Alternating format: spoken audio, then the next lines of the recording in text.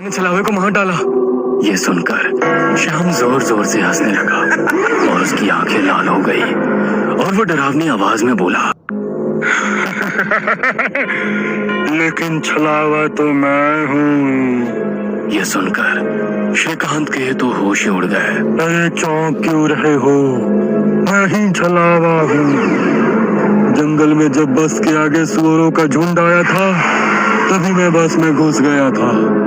मैंने बस में सबसे कमजोर और थका हुआ यात्री चुना। ये श्याम थकान के कारण गहरी नींद में सो गया था। मैंने इसे जगाया और मेरा असली रूप दिखाया।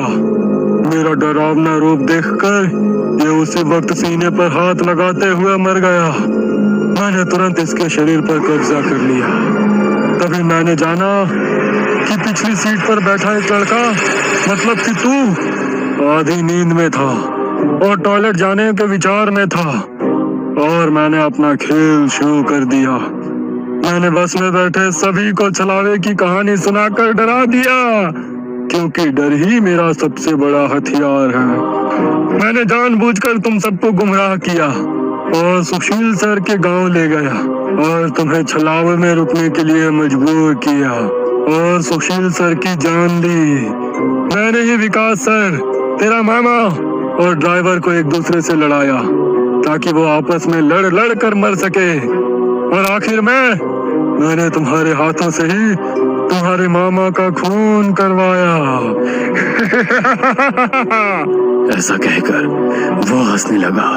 यही मेरा खेल यानी कि शिकार थी। तूने अपने ही मामा की जान ली, उस मामा की जिसने तुम्हें बचाने के लिए अपने जान पर खेलकर 2 आदमियों की जान ली। अब तुम्हारा जी कर क्या फायदा? यह सुनकर श्रीकांत के आंखों में आंसू आ गए। उसे अपनी गलती का एहसास हो गया। श्रीकांत, आओ बैठ जाओ इस ड्राइविंग सीट पे और ठोक दो इसे किसी पेड़ पे। ले लो खुद की और इन सभी यात्रियों की जान। छलावा श्रीकांत की आंखों में देखकर बोला। शायद उन लाल आंखों का जादू श्रीकांत पे हो रहा था। वो छलावे की बातों में आ गया था, जैसे सुशील सर आ गए थे और खुद की जान लेने के लिए तैयार हो गए थे।